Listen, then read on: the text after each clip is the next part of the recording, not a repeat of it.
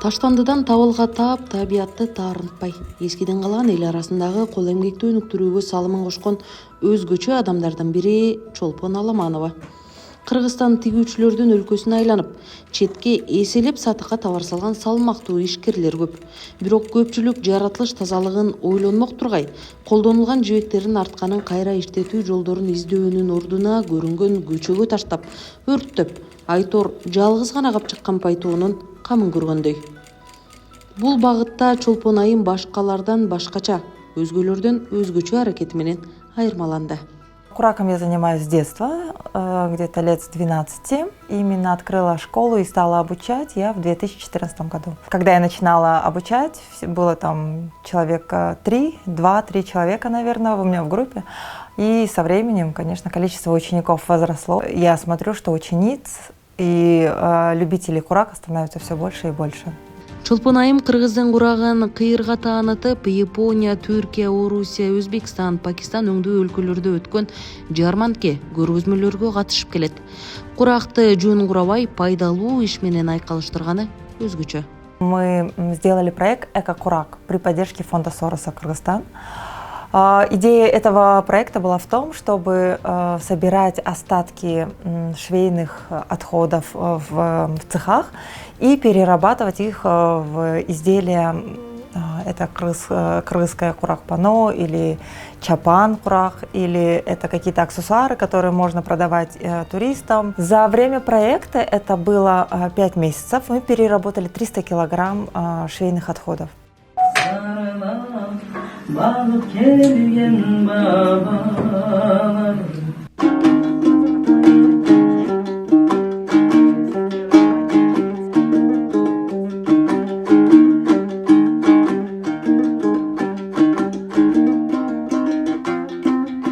Если бы так случилось, это вот, да, в идеале, наши швейные цеха сотрудничали бы с любителями курака, и взаимодействуя между собой, они, то есть куракчане забирали бы лоскутки и перерабатывали, и курак мог бы стать даже как визитная карточка Кыргызстана, что здесь не только мы сохраняем кыргызскую культуру, возрождая курак, возрождая символы, символику и смысл, который вкладывали наши предки в эту прекрасную технику, в эти изделия, мы тем самым еще бережно показываем, как мы бережно относимся к природе, и что через искусство мы перерабатываем отходы, создавая чистый Кыргызстан. Таштандыдан таза, тыкан жана көз жоосун алган көркөм эмгек жаратса болоорунун далили катары буюм тайымдардын түркүн түрү бар. Это все отходы швейных цехов. То есть я просто отсортировала по цвету. И здесь и разные фактуры. Здесь и хлопок, и шелк, и какие-то полиэстеровые ткани. То есть я ношу этот чапан и показываю, что когда я рассказываю про эко-курак, и все там думают, что отходы швейных цехов это что-то такое грязное, некрасивое, неприятное. И когда смотрят на такие вещи, они говорят: оказывается, это красиво, оказывается, из этого можно сделать вещь. Эзелкини эртеңкиге калтыруу максатын койгон, кыргызга кызмат кылган кыйындардын катары калың. Берүүбүздүн дагы бир каарманы Чорубек Сааданбек. Кыргыз тилин өнүктүрүүгө тоодо эмгеги бар.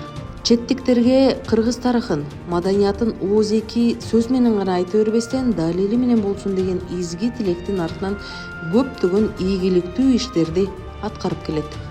Кыргызстандын тарыхы жок, жазуусу жок болгон, тообун башында эле кой кайтарып жүрүшкөн деп. Анан биз ошолорду талкуулаганда, жок Кыргызстан мындай десең, анан булагы кайдан алдың дейт. Анан эми өзүң окуган китеп бирок интернетте жок да. Ошол китептерди биз өзүбүз баягы шилтеме бериш үчүн, референс бериш үчүн сканерден өткөзүп интернетке чыгыш керек деген ойго келип, сканерлеп баштаганбыз. Ошондо Манастан баштап, Семетей, Саякбай, Сагынбай, Жусуп Мамайдыкын баарын кошуп, анан бир 9-10 ай өзүбүзчө иштедик достор менен. Ошо биздин KG сайтын ошондо түздүк. Кабаттуу үйлөргө батпаган калың китептерди электрондук форматка өткөрүү оңой олтоң иш эмес. Ою тоодой тоолук активисттердин идеясын колдогон Сорос фонду болду.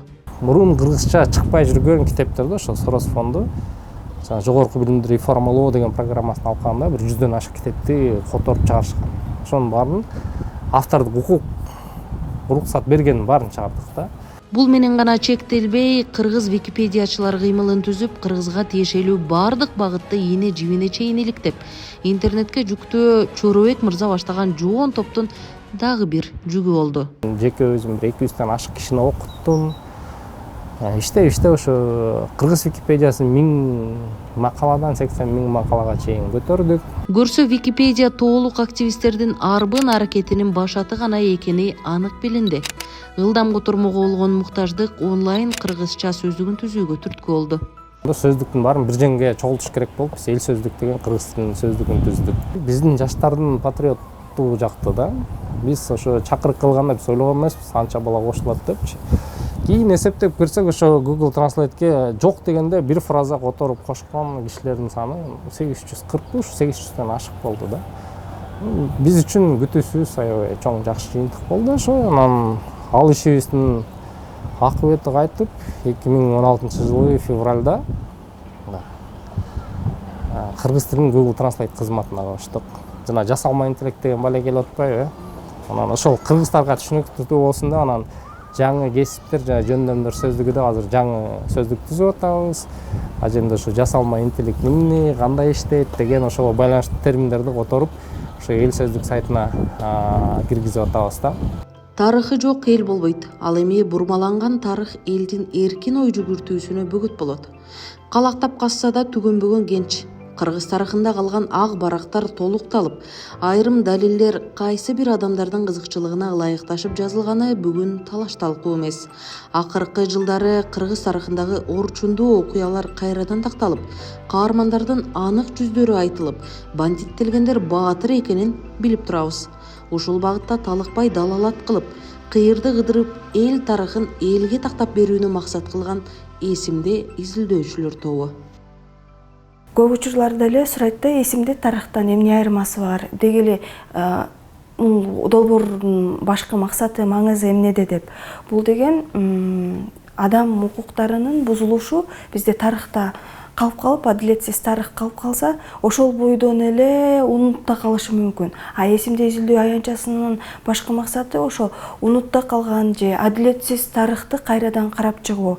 Эгер биздин өзүбүздүн эле тарыхыбызды 20-кылымды карасак, 1916-жылдагы үркүн темасы азыркыга чейин анчейин изилденбей келет. Андан кийинки жарандык согуш учурундагы басмачылардын орду, басмачылар ким дегенде деле азыр толук жооп бере албайбыз. Андан кийин коллективдештирүүдөгү кулакка тартуу саясаты, массалык түрдөгү депортациялар, 1920-50-жылдагы сталиндик репрессиялар, 1937-38 улуу террордогу массалык репрессия.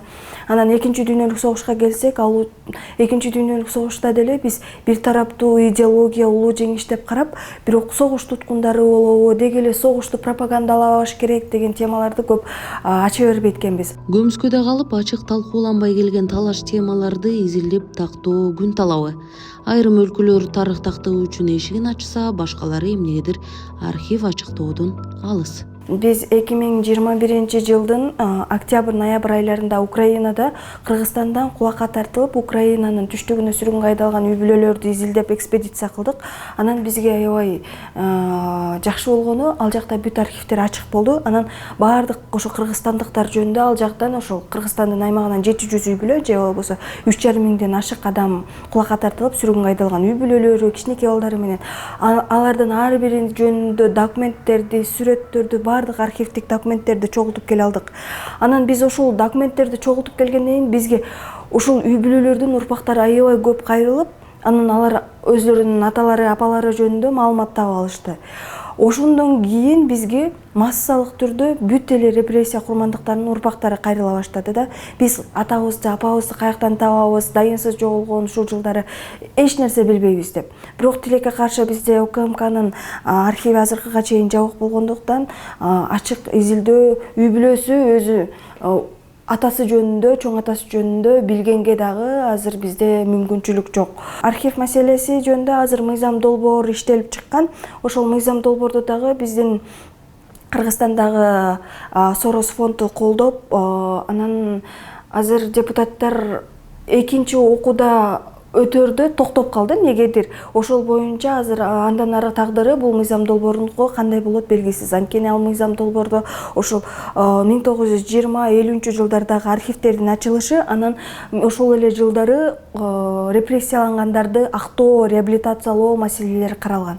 Бирок азыркыга чейин ушул токтоп турат. Анткени былтыр 9-майга жакын убакытта ошол Россия Федерациясы менен балким мамилебизди бузуп алабызбы деп токтотуп коюшкан. Ошол боюнча бул маселе токтоп турат. Мектеп программасында кулакка тартуу саясаты коллективдештирүү саясаты катары гана берилген да.